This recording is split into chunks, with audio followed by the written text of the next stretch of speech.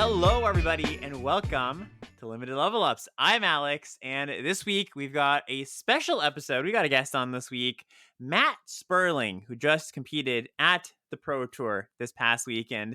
Matt, how you doing? I'm doing great. It's good to be home. Pro tours are fun. Qualified for the next one. Excited about that Yes. too. So yeah, no, it's a good time to check in.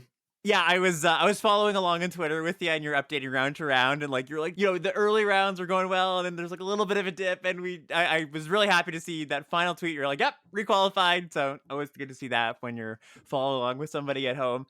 Yeah. So for those who might not know you want to just give yourself a little bit of an intro of who you are as a Magic player, and your life and all that. Sure, sounds good. I started playing Magic, 30 years ago or whatever, 94.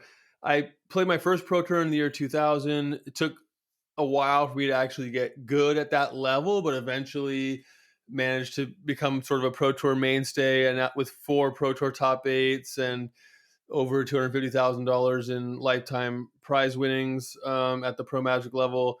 So along the way, a similar story that you've probably heard from many other folks in those circles. Met a bunch of friends that have become sort of lifelong friends and travel mates and all that. Teammates. We prepare together, we travel together, play together, and this latest pro tour was no different. But it's been fun to sort of evolve with the game and the pro scene and all that.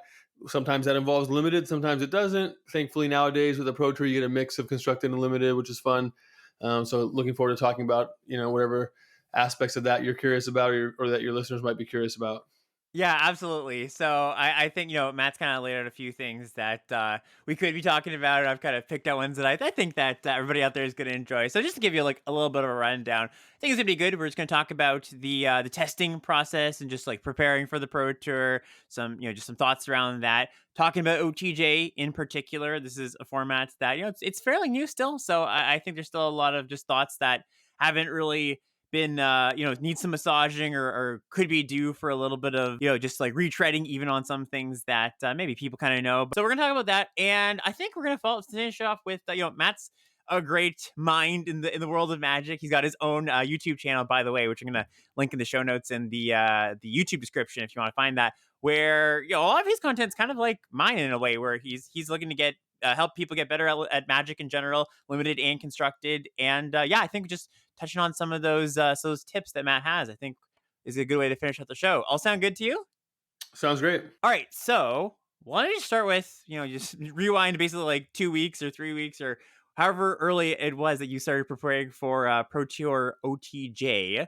Limited, I guess, is probably a good place to start. So, how do you prepare in general? And was there anything special this time around that was maybe different, or anything that you want to share about the testing process? Sure. Yeah, it's changed over the years. I think maybe the interesting part, one of the things that's interesting to me, I should say, it's just how you have to make sort of room for Magic.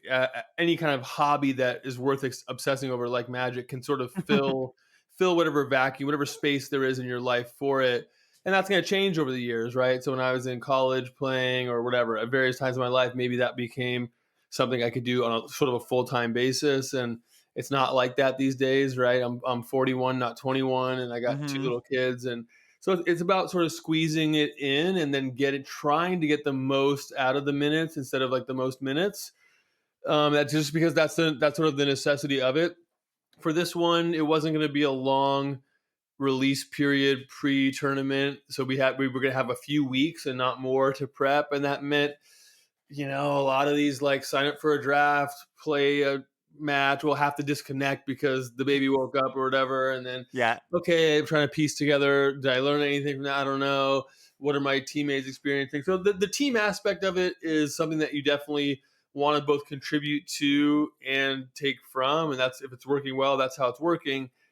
But with limited and online play, a lot of it does need to be sort of just putting in those hours, so to speak, and getting reps with the cards and noticing interactions. And your teammates aren't always going to remember. Oh yeah, there's just no way to learn all that from somebody else. Hmm. So I definitely these days will end up feeling like I wish I had another 10 days, 10 hours, whatever I could get to practice this. But At least I feel like usually I'm going in with I've got a great team that helps me prep, so I feel well prepared in a sense. Although there's always sort of a wanting for more in that sense. The the team aspect of it, we have folks on the team that get together in person and we'll start doing drafts in paper in this, Airbnb, this house, the draft house with the prep house, whatever you want to call it. And for the folks who can do that, it's awesome. I used to do it 10 years ago. It was great. It's like a boot camp for learning how to draft a set. And, I'm sort of, instead of having to do a little bit online, then later on we'll have a meeting and try to fill each other in. But, definitely missing a chunk of that by virtue of being one of the folks that isn't able to attend. Hmm. And how structured are the meetings? Is it kind of just like people just throwing out ideas? Do you like have spreadsheets going, or is it just kind of like, here's what I've learned about the format and just kind of sharing it, like round table style? Yeah, the limited. So we do like one. Yeah, the limited meeting is like it's one giant meeting, or at least it's chunked out to like commons, uncommon, different rarities or whatever. Hmm. In this case, bonus sheets because there are so many cards. Whatever. Yeah, Yeah, your job is harder this time around. yeah. Just like you spend. There's one meeting. Just wait, that's in the set. But okay, Yeah. bonus sheets aside.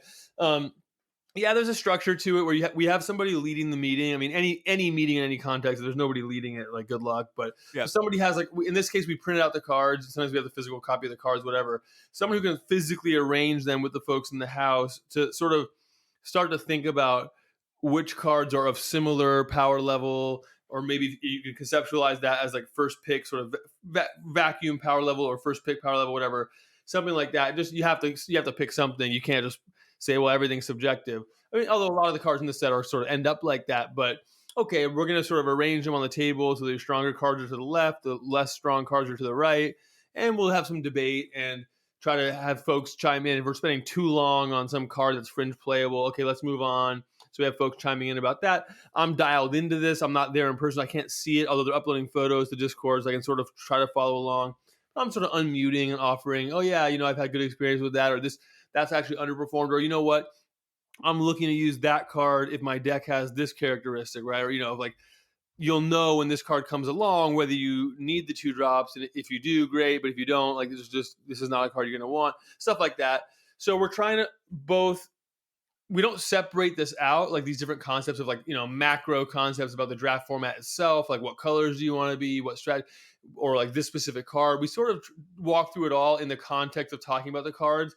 It all comes out because I might say, I've got this blue card a tier below this green card, but part of that is my color preference, and that I don't feel as good when I first pick a blue card. So it's Hmm. all going to sort of come out. But there's not a ton of structure. But going the commitment to go card by card and cover every card adds enough structure that you're going to get to most of what you need to cover.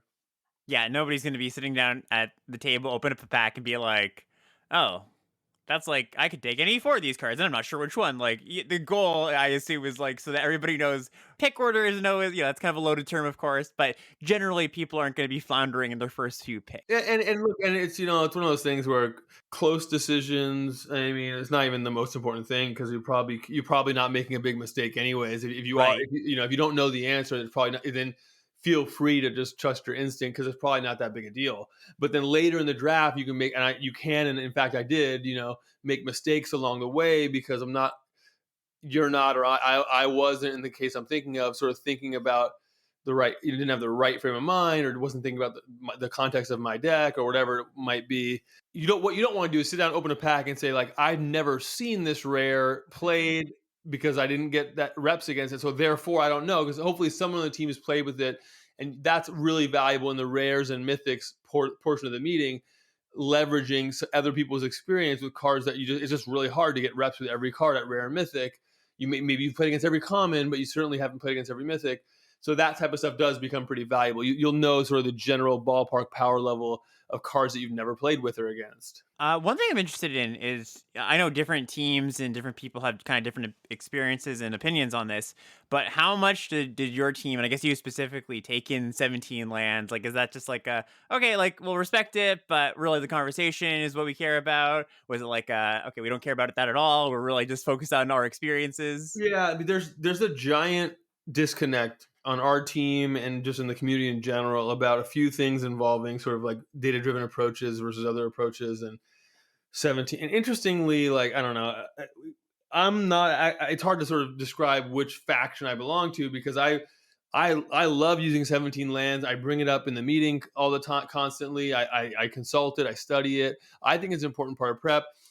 But then in other aspects of being data driven, like our team statistics and the team Mm. spreadsheet and tracking the games we play and looking at our constructed data about the practice games, I spend most of my time convincing others not to over rely on data that is not robust enough to be relied on in the way. So I do try to be a skeptic regarding the misuse of data, but then I try to lean in and be, and when I think the 17 lands data is telling you something that's coherent, I try to say, hey, let's use it. So long story short, I think it's a really valuable tool, 17 lands in particular. Other folks on the team view it quite differently and think that at the PT, it's sort of like there's like an in the real world. I mean, 17 lands is the real world, but it's also not, because it's not a Pro Tour pod draft they were talking Yeah. about. It might not even be best of three, but even if it is, like, it's just so different that it's just things aren't going to play out the same. The concepts people love to attack, more than like build some grindy controlling deck, but in your pod, like, there's probably not the same number of people that enjoy that strategy. So I say use it, have the right sort of grain of salt with it. But I don't know, I just think there's no shortcut. You got to actually understand what the limitations are, how to use it, and then if you do, you get a huge value from it, I think. I kind of very much agree with that stance. It's a very well-rounded approach. I'm just curious because I've heard some teams or some people just be like that's just we're never using that. That completely, like, I don't want to use the data from quote unquote like the bad players or whatever. But yeah, no, I think so too. I think it's just like you need to be responsible about it. That's all it really comes down to. So that part of that resonates with me because, again, I'm actually the person, I'm that drummer boy on certain types of limited data sets, not limited magic, but incomplete data sets, where I do say, like, look, sometimes it is negative value to, like, be using data that's either not applicable to the there's some kind of internal external validity problem. It's not relevant to what you're looking at, or it's incomplete, small sample size, and so, like, the different trends are sort of variance driven. There is a big danger in that, and I think there is definitely a way to use any data set that's worse than not looking at it at all. And so, maybe there are folks out there that are good enough at using other methods of preparation, including practice, to where 17 lands maybe isn't a value add for them. I mean, for me, with limited time to prepare and having to sort of digest and process an entire format without getting to play a bunch, I mean, I think it's valuable for me to get some sort of like meat on the bone, some bulk of reps that aren't my reps, but they're like sort of, you can just see what's going on in these games and try to learn from it. So yeah, anyway, that it's an interesting topic. It's one that I think you can go back and forth on it. You can Yeah. find two people that feel really differently about it, and it's interesting the ways in which those two people you find will disagree. Yeah, and in typical Magic form, a lot of times the people that like sound like they really disagree at first are like, yeah, actually, I kind of agree at the end, like, at the end of the day. Sometimes, yeah. Let's talk about just like OTJ in general. So, getting into some specifics here. What going in to this event to the Pro Tour, general strategies, general thoughts on the format, yourself, team wise, what was going on there? A lot of different ways to approach that question. Thinking first about sort of color balance and color preference, because that's one thing you sort of want to sort out. We definitely, I mean, I think, like many others, we felt there was a number of powerful cards in green and to some extent white that wasn't present in other colors, and that there was a value of being in green, and maybe you'll get some absolutely awesome uncommon card third pick, even if your neighbor's green, because of Right. the depth and because of the number of rares and uncommons in a pack and all these other things. And what was happening in that color, if you just look at the spoiler and play with the cards, was like certainly, I think, different than what's happening elsewhere. But then if you look at like the number of times green white was drafted versus like another color pair, I mean, you pick another like blue red or something. It was way over drafted clearly within our team preparation, and then its win rate suffered in the house drafts where there's, if something's overdrafted, it's like you're playing a pod. So it was interesting. You could sort of observe both of these things happening, right? 17 Lands was saying that the green white, just to pick green white as the example, is maybe like where things are clearest. Green white was doing great, but then in our house it was doing poorly and it was clearly overdrafted. So So that's one thing is about color preference. So some people on the team I think probably felt stronger about how excited they were or disappointed they were to draft a green card or non-green card respectively. I I also think that there's this other thing going on in OTJ which makes it more interesting is that it sort of felt like Cube also in that there are all these random powerful cards floating around. Some of them from a bygone era. You know, I played against Oko at Hmm. the Pro Tour.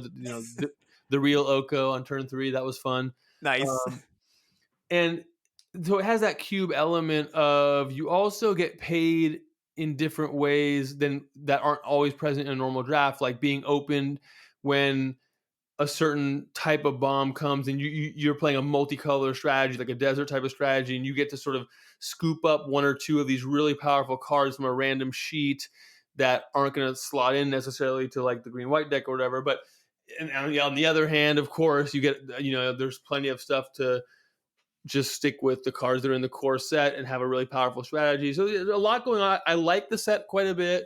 I thought it was fun. I think it did have some of the things that are fun about Cube were there. Some of the things that are fun about a normal set are there.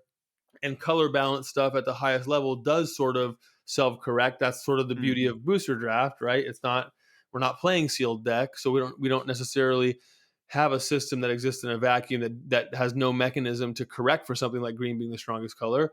Neither of my draft decks at the PT were green. I went 1-2 in both drafts, but my decks were pretty good. So I don't know whether I'm going to draw any lesson from any of that, but you can just tell that I wasn't sort of married to the concept of I got to play green. And some of the rares and uncommons being so powerful just also meant that I think for me it was like coming into the Pro Tour.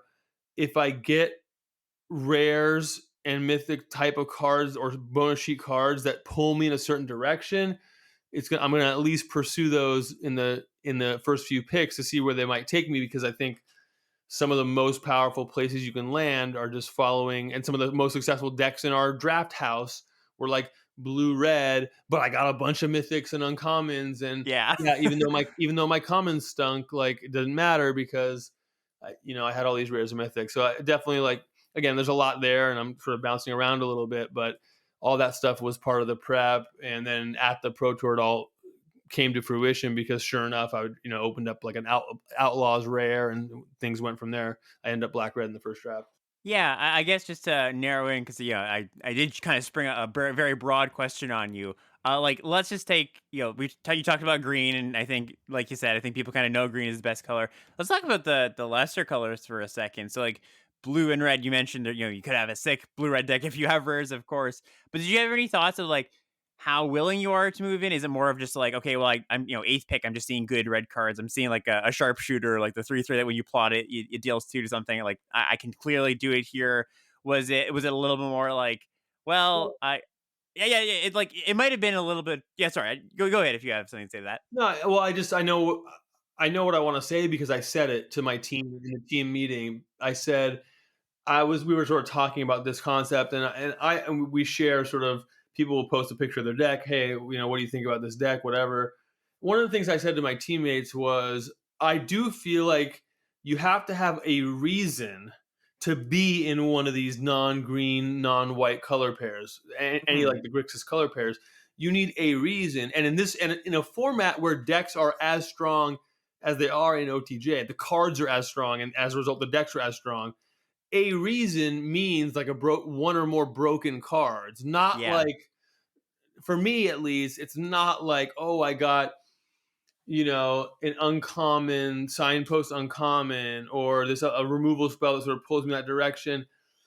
Those types of things tended for me to be not enough. At least that was my sort of read on the format. However, like the broken, the top of the uncommons and like the broken rares and mythics and bonus sheet cards were a reason to be there. And then once you're there, you wanted to understand how to have success in those other areas. It's not just like having a pile of broken cards. There was also like, okay, part of your deck needed to be broken to justify being there. And the rest of your deck had to be sort of working together towards one of the themes, that was in whatever colors you were in. So anyway, or maybe like deserts or multicolor was sort of a theme of its own kind. But there had to be sort of a way to get to where you're trying to go, but to starting with like a reason to be there. That's about how I would think about it too. I think it's a really good way to put it. Like, not just a good signpost or like a a late removal spell or whatever. It has to be something kind of broke. And that's when I've had a good blue red deck. It's had like Drulf and the dragon that gets bigger Hmm. with an empty hand. Like that's Yeah. the kind of stuff you're looking for.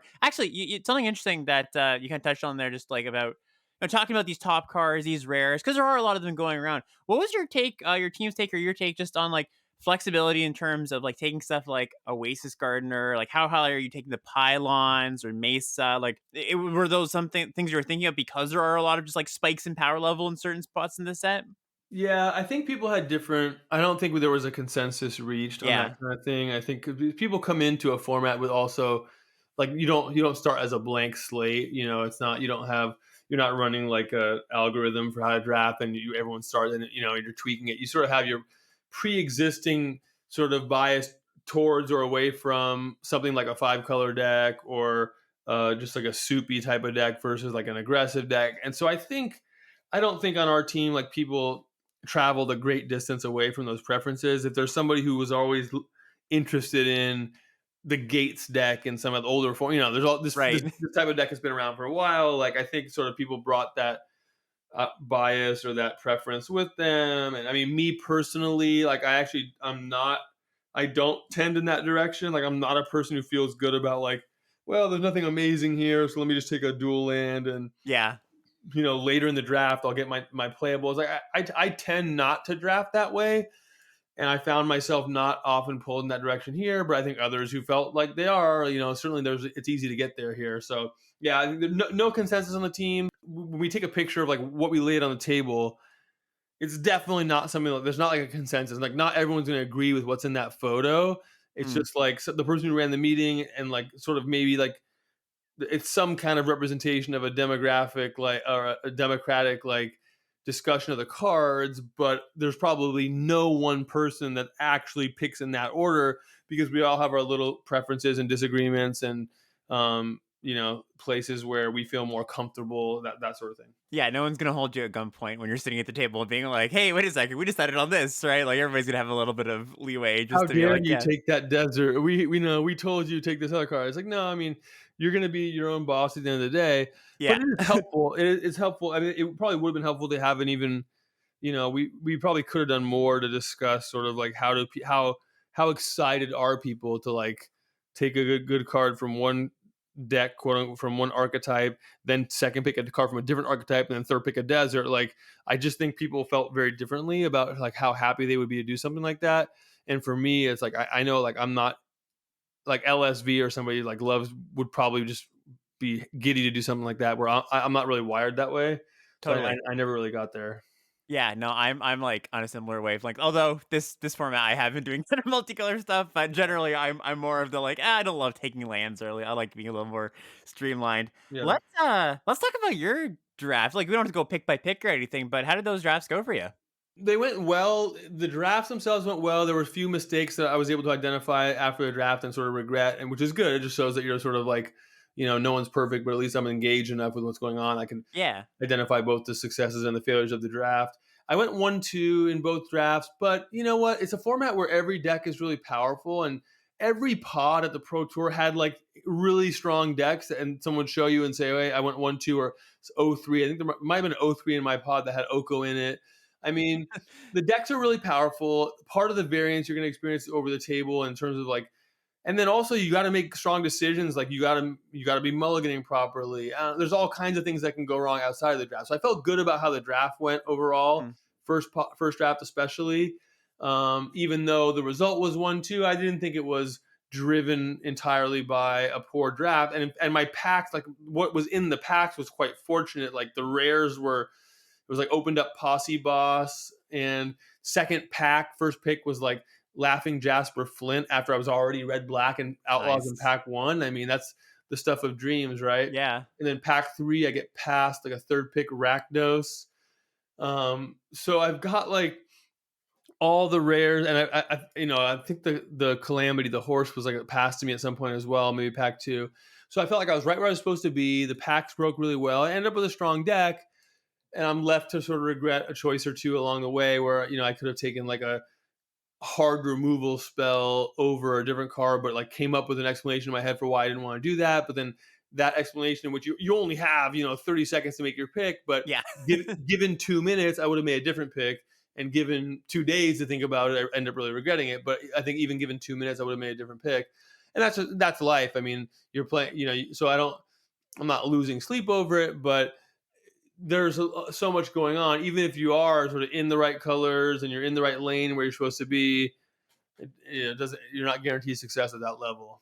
Yeah, totally. Like I think one of the things that people get a little caught up in is the record. Just like you went to, and like, I there's a picture of the deck that you sent me, and your deck looked awesome. Like I said, one of the things is, and you agree with it. Like it could have used another hard removal spell or two, but like other than that, it looks fantastic. And I think another thing too, if you're not used to doing like PT draft slash time drafts, you really do. It feels shorter than the time given, right? It actually feels like you said 30 seconds to make a pick. It almost feels like 15 or something because you're like, all right, here's a pack going through them. Have to think. But then you're like, okay, here's the two cards. Let me think. They're like, all right, 5, 4. Oh, okay, I guess I have to take a card. So that pressure is also something, even if you're practiced, right? It's not even like, well, I didn't know the cards. Like, oh no, I'm actually making really tough. Like drafting is always tough decisions. So yeah, Yeah. it's all tough.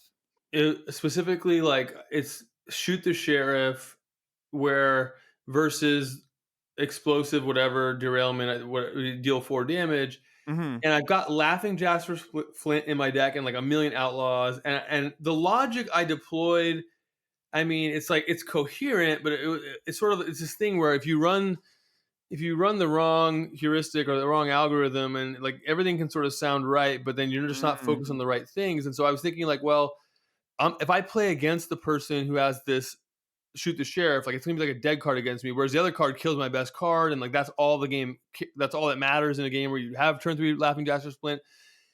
And so like there was a coherence to it where it's like, okay, so now I get to like both take a great and they're both great removal spells. I get to take a great removal spell from my deck, and I get to like instead of giving someone else a great removal spell, they get like a dead card against me. It's just like there's a logic to that. Like that makes Yeah. sense. That's coherent. The problem, of course, and you could pause the podcast and think about why that's not the right pick.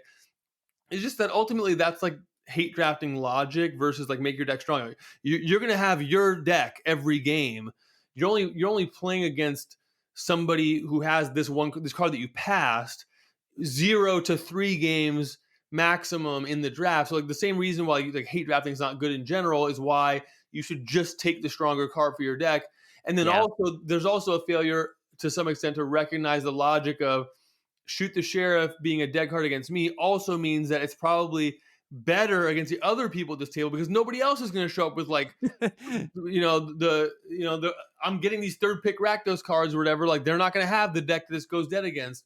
So again, in the 45 seconds or 30 seconds I had, I came up with a story that was persuasive enough that I followed it. But given 2 minutes, I think I'd say, well, there's other things to think about also, and actually, there's a logic that contradicts that logic. And so I would, so again, like when I'm building my deck, and I'm like, that would have actually, I wish I would have had that other hard removal spell. So just an example of some like how hard it is to make 42 correct decisions in a row, and the way that just coming up with like a right answer or a story that makes sense is not enough to actually like make a correct decision every time. So definitely one that I've thought about more, and just also thought about like process wise, like how do I prevent myself from just like using the first logical story I can think of to make a decision in Magic. And do you have like a conclusion to that? Like, yeah, do you have like something solid that you take away from it, or is just like,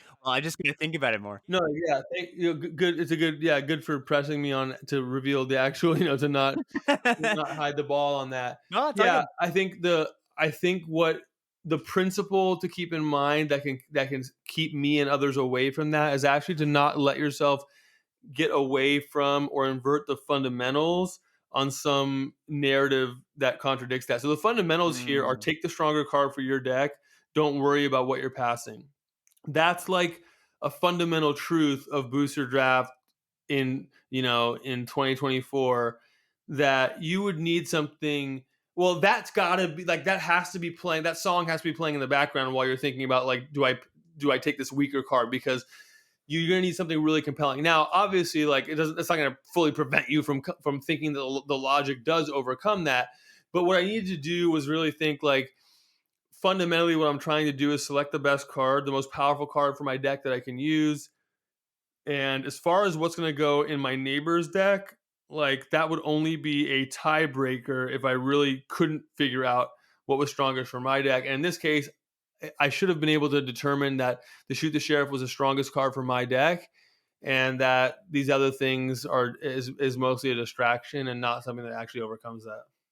Yeah, no, that's a great way to put it. Like I kind of just think of it as just there's like we all have these heuristics that we've learned from ourselves, our own gameplay. You listen to other people, and you kind of have to just make like a hierarchy, almost like a pyramid in some ways, where it's just like, well, the fundamentals are the foundation, and if you're not like adhering to those, especially like you just said, if like something else that like a little bit higher up on the like lighter heuristics kind of tries to contradict it, then yeah, you can really just like plummet yourself in a way that you're just kicking yourself for after. No, that's a really good way to put it. What about draft two? Anything stand out from that? That was the day one draft, if I remember correctly. But anything Yeah. interesting for draft two? Yeah, I feel like I definitely didn't draft optimally. I made a few picks where I was just floundering a little bit on do I speculate with this other color or do I take a card that's like not great but I'm likely to play it. So I ended up short on playables and I'm black white, which is not exactly where I want to be. But I've got like bombs that justify being there. I've got Gisa or whatever. I've got like some other cards that are really strong, but I also have like not enough playables and filler on my deck. And so I just felt like I didn't draft great, just drafted okay. I give myself like a C or a C plus or whatever on the draft. And then in the games, just it didn't play out. I was discarding the hand size on turn 3, keeping a 2 land on the draw. Stuff that Yeah, like is going to happen to you. So where I felt like my deck was, but then looking back at my deck and the quality of my deck, I think 1-2 is actually perfectly reasonable. Like maybe that's like the most common record I achieve with my deck because it just wasn't that strong. So even though like, some things did go wrong in the game, there was no like injustice of it or anything like that. But overall, in the draft, I just felt like yeah, I wasn't that sharp. I didn't have the virtue of a ton of drafts where I had a bunch of experience with black white. I just felt like I did feel like the lack of not getting enough drafts and did kind of catch up with me in that one. Things like speculating on like taking like whatever the Eartha Joe, the red white card. So I'm black white, and it's like I can take this card, or I can take a card I know is going to make my deck, and like now it's one less like crappy card that I have to put in if I take this right. card. But then I took the Eartha Joe, thinking, well, there's still a chance that I could. But with more reps, I think I probably would have realized that at the stage I was at in the draft, it just was too unlikely that I was going to get those 2 red black deserts that were going to make that thing free or whatever. So just those types of things. It was a really cool deck, though. I actually splashed like the Gitrog monster off of 2 of the Bucolic Ranch that taps for any Oh, color to cool. cast a mount, which is something that like didn't come up in preparation at all. Like nobody talked about how the fact that you can splash powerful mount cards with Bucolic Ranch because it taps for any color to cast a mount spell. So I was like kind of proud of myself for actually like noticing that, over the board, so to speak, right? Like it's not part Yeah. of your preparation. It's not part of your preparation, but you're just staring at the pack and you're going like, wait a minute, like I don't need to play 4 forests. I can play like 2 of this ranch, 1 card that finds a desert, and 1 forest, and be like Yeah. totally fine on this awesome 5 drop. So that was cool, right? And so it was a cool deck. I liked it. It didn't play out great, but again, it's like whatever. I'm actually in my Pro Tour draft history. I have like a ton of like 2-1s, some 1-2s, not a ton of 3-0s or 0-3s. I don't know. I just feel like for whatever reason, I don't know. Maybe it's like I actually don't know exactly why that's the case, but I'm not often like hitting the ceiling or the floor in these drafts. Maybe just Mhm. because those records are easier they're less outliery, and that's just everyone's proficient at that level. Whatever, maybe that's enough to explain it. But this time it was 1-2 instead of 2-1, and that's just how it went. Yeah, well, I kind of mentioned at the start that the difference between qualifying for another thing and not was getting at least getting a win in one of those drafts, right? Or like Right. whatever round you want to count. So yeah, congrats on that. Happy you got there. Let's move on to just some general thoughts. So you've outlined a few things here on our show notes, and I think just good things tied into what we were talking about, the PT level play. But one thing you kind of outlined here is a question that you might want, a listener might want to ask themselves: what holds you back playing limited at the PT level, right? Like, how do you get to that level, and what might be a roadblock for yourself? I mean, maybe you could even speak to your own experience of like what as you were kind of like getting better. Where were your breakthroughs there, or what sort of things something you can share for anybody else?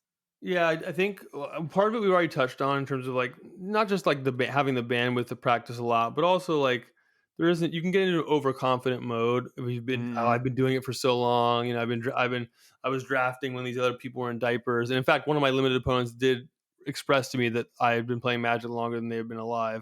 That actually came up during we got That's deck great. checked, and we're talking about whatever. When did you start playing this and that? Yeah, there can be an overconfidence that comes with that. That's something that has held me back in terms of in this. I mean, I practice more constructed. Yeah, I talked about like there's only 24 hours in a day and I'm stretched thin, but I still get to decide whether how much to allocate to constructed, how much to allocate to limited. Right? Yeah. I spent more time on constructed. Now you go. I went 7-3 in constructed. 2-4. Again, it's a handful of matches. Like I'm not going to say that doesn't expose the truth of it. But I knew I probably underprepared for limited, and part of that is sort of the hubris of it. Just again to say like I know I'm going to have a high quality limited meeting. I know I've drafted a bunch of various sets over the years. I'll be able to figure it out, whatever. And so that's something else that has held me back. In addition to just not having the time to do it all. Another thing I think is I talked about as well. I touched on it briefly. Just having like some of those the way you like to draft. Sort of like envisioning the way you want a draft to go, which for me is sort of like finding the open color pair and finding myself there.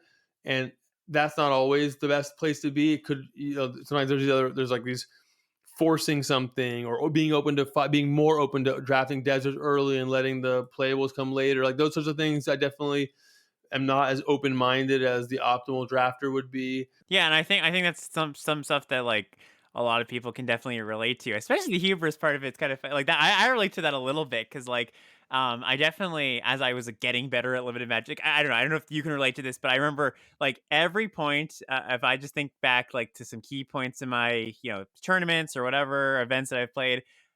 Every time I think about like what I thought about myself as a Magic player, I was like, "Oh yeah, I'm really good now." But now I look back, I'm like, "Oh no, I was not good then." Like, So Yeah. I think if you get to a certain point of winning, it could be online, could be in Mat, could be wherever, could be your local game store even.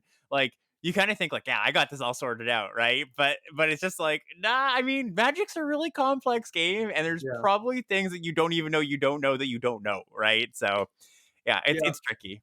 And I think, and I just thought of one more thing. Yeah, I mean that's definitely part of it. Like in order to learn, you have to be open to learn. In order to be open to learn, you have to think there is something to learn. I mean, you have to have humility. And Yeah. then that led me to think about another thing that does hold me back, which is sort of preparing in a limited amount of time. The fact that the PT happens so after a set release, I mean that's how it's designed. It's part of the Mhm. set. It's part of the set release process and the promotional process. I'm not that strong at assessing the cards off the spoiler. It's just never been, we all have different strengths and weaknesses. It's never been a strength of mine to look at the card without ever having cast it in the spoiler season and Yeah. telling you whether it's so. And maybe I just dissuaded you from having me as a guest star on one of your set reviews, and Absolutely not. I'm regretting it, but that's never been a strength of mine. Identifying, so I actually consume. I appreciate your content. I consume it when it comes out. Hearing the people that are good at it, Oh, thanks. and I value that because and I'm not. And it's not just me nodding along. And I'm like, oh, that's a great point. That's interesting. Oh yeah, I can see how that would play out worse than I thought or better at first blush. So yeah, you got to understand if that's you, you should consume more of that type. You know what I mean? Like that means I got to be even more open minded as a set comes out, right? And I'm not like looking to argue with the 17 lands data if I feel like hey maybe it's better to have an open mind and learn about it. So it influences how you prepare. Yeah, no, absolutely. And I remember like as me and Mark were doing the set review for OTJ, like you were in the Twitch chat like providing really good insights by the way. So it's not like, like Matt saying like, "Oh, it hasn't been my strength. You're still pretty good at it." It's like, you're a good Magic player, right? So it's still like good stuff. And yeah, I think that's a great point to take for anybody. Just like you're going to have your strengths and weaknesses, and the things that you have identified are your weaknesses, be open-minded, of course, to like being wrong about certain things in that area, and also just be open-minded about being wrong. Like I think that's a big thing. Like you said, the humility is just a big part of being getting better as a Magic player or just anything. Let's not dwell on the weaknesses, but like you as a player, what do you think are some of your strengths as a limited player, and maybe something that people can aspire to, some key qualities. Yeah, definitely have tried to make the most out of team preparation. Just preparing with, and sometimes team it just means like preparing with others. It could just be Yeah, texting your friend who's drafted a for bunch or sure. whatever. So it's not, I mean, it's not exclusively like how to get benefit out of like this particular pro team or whatever. Um, but preparing with others, I think I'm a good collaborator, and that involves asking other people questions, pushing back but trying to pull out more information if something, if someone's sort of sharing the conclusion but not the reasoning, or the reasoning doesn't sound quite right, or whatever, just like different ways of learning something alongside somebody else and being both a teacher and a student, because that's what it means to like in one of these contexts where it's not like there's a coach. It's, you got five pro players. If that's what you have a group chat with five pros trying to learn something, a deck, a format. Yeah, I think I'm usually a valuable member to those, whatever the size of the cohort is. So I think that's a strength. Well, when it gets time to go play the pro tour, I mean, at some point in my pro tour career, like the butterflies you get the morning of the pro tour, where it's like you got an upset stomach and like you're shaking. Like I just don't have that anymore. I mean, so Yeah, think about the advantage that provides, right? I mean, for I know I'm sure. sitting down at a pod, and it's possible that 6 or 7 of these 8 people are like super nervous and can barely see the cards straight. Because I was there once, I remember that. Yeah. I remember being at the Pro Tour in the year 2004 or whatever, and yeah, you can barely like notice all the cards, all 14 cards in the pack. Back then it was 15, because you're so nervous and like you're starstruck, whatever it is. And the fact that now, like, that's just not how it is for me because I've done it so much. I mean, that's got to be a strength, right? So I think, and I don't take that for granted, and I appreciate that and want to capitalize on that, and just sort of I'm able to notice more because there's less noise going on in that sense. So there's another strength that comes to mind. I think like in game, I'm really good at like learning over the course of even a tournament. Like if something's not quite the way I expected it to be in preparation, like at the pro, I noticed that, like, I don't know, deserts are showing up later in the pack than I thought, or they're or not, or in my first draft, everyone seemed obsessed with it. I don't know. I'm good at like making those adjustments. I mean, I've won tournaments where the first round I ever in constructed, the first round I ever played with that deck was round one of that tournament. Like I won a PTQ with Blue Red Phoenix, where I had never played that deck until round one of the tournament. Over the tournament, like improving between round one and round five of one Right. tournament. So Yeah. that's been a real strength of mine, and it helps overcome sort of not being able to prepare. I don't really murder anyone with preparation, but I can learn on the fly, adjust on the fly. So there's just those things come up, whether it's constructed, limited, whatever. Being able to sort of like read the situation, read the room, and figure out like what aspects of your strategy do you need to actually like tweak mid tournament, and not being married to some one particular sideboard guide or draft order or 17 lands data, but being more like dynamic than that. Yeah, being dynamic. That's definitely something that like it makes so much sense when you say it out loud, but it's not often a strength I hear people talking about. And like I think for the listener out there, you can just apply even that to like your arena drafts in that learning aspect. Because I don't know, I think this is something I don't even do enough, but I think something that you can do, and I would suggest you do, is just like as you're playing your deck out, like you can make swaps, so you're not locked into anything. Like be like, oh, you know what, this isn't actually doing what I need to, or my mana base needs a little bit of adjustment. Like, yeah, I think just it's very easy to get locked into a certain way of thinking, and maybe it's just lack of confidence sometimes from some people too, just like not knowing if their decision's right. But yeah, I think once you get to a certain point in your Magic learning and understanding the game, yeah, like be flexible. That's a really good skill to have. And yeah, I mean, you just said right there, like sometimes you in multi just like rounds of tournaments, you figure out how to play your constructed deck a bit better, which is really cool. And I think Uh, if you have a listener who's sitting there and they fit this following profile, this is then rewind 5 minutes, listen to this part again, because it's going to be really valuable for you. If you're the type of player who has success at some point in the draft format, when the sets just came out, when it's been out for a little bit, and you've learned what you need to learn, but then like that edge that you feel that edge like decaying, and the format, it's changing, right? People other people are learning at a rate that seems to outpace yours, like that's an indication to me that maybe you need to work on that skill of just like being a constant learner. And within a draft format, yeah, like what works in week 3 might not work in week 6, but also like, yeah, like the edge that you got, none of us are skilled enough to be capturing all the edge available. And that's part of this checks in with the concept of humility. This checks in with the concept of like, oh, I was so bad, I thought I was so good, but I was actually so bad. Well, actually no, you might have been good, now you're just a little bit better. You have, like, this all ties back to those concepts that we talked about earlier. But if you fit that profile, yeah, you really want to be thinking about like, okay, you have I locked in too early in various formats into like thinking that there's a right way, I've located it, now I just need to execute that every time I open up a pack. Whereas in reality, it's like some of that, but it's also, am I learning, adapting, noticing changes in what others are doing, keeping pace with the fact that there's all these different sources of edge, and some of them decay as others learn them, and some of them nobody's found yet or you haven't found yet. Anyway, so just a little bit of food for thought for folks who fit that pattern. Yeah, no, that was all. That's fantastic. Great way to put it. And I think just to highlight that too, just the concept of like an edge. You hear people talking about it, but it is true. Like when you like, let's say you're somebody who is listening to this podcast, listening to other podcasts, watching YouTube videos. Like that is your edge to some degree over people who don't do that. But then you have all these other people that are also doing the same thing, right? Like you get some of the bigger podcasts, like I know Limited Resources, like they get like 30,000 listens or whatever per episodes, and that's going to be a big part of the people just like in your arena draft queues. So what are you doing to get one up on the people there, right? So I mean, you might just be a better Mhm. Magic player, but just keep on thinking, keep on evolving. Like it's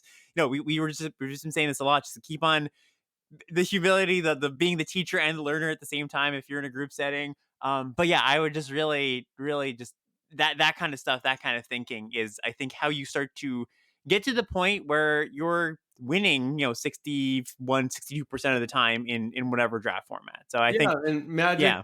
Magic can be a frustrating puzzle because Yeah. you can't really solve it, and it can be a really rewarding puzzle because there's always something else to solve a little better.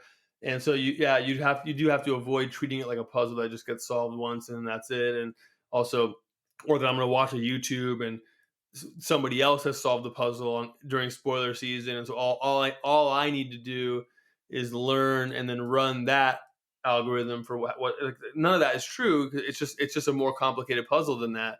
And again, that's both a reward and a frustration at times. But it's a great game, and limited is even more. I mean, I think it's even more of that profile than constructed, in terms of like this really complicated puzzle that's constantly changing, that you can't solve with rote memorization. You can't solve it with by loading up 17 lands on the other tab.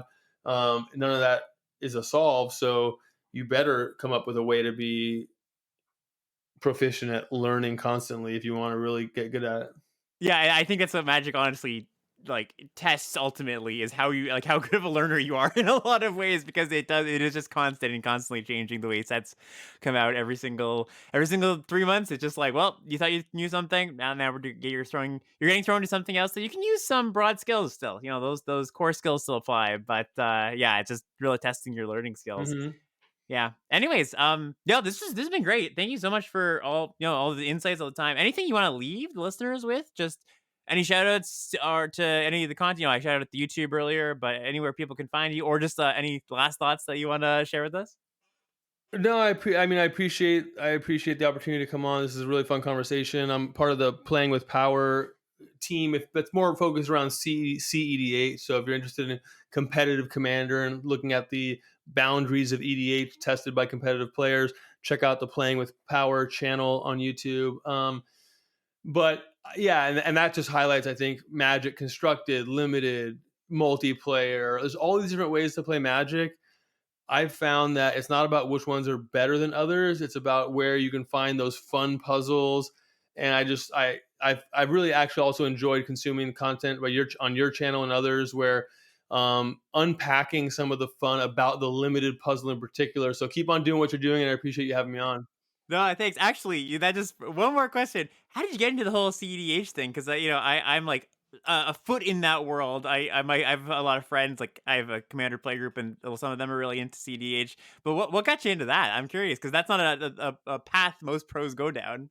Yeah, some friends of mine were trying it out, and the list looked interesting. And I'd played similar stuff in the past, whether it was Highlander or EDH itself. But EDH without the C was frustrating for me in a particular way that I thought CEDH had a chance of solving, and that ended up proving true. And that the whole thing about like sitting down at the table and just over and over again being bored or frustrated, well, either because my deck was too strong or not strong enough, and Yeah, I'm not really good at taking my foot off the gas, and I'm not good at building a deck that's a 5 out of 10 in the same way that these other three people at work are have a deck that's five. Like I'm just not good at that.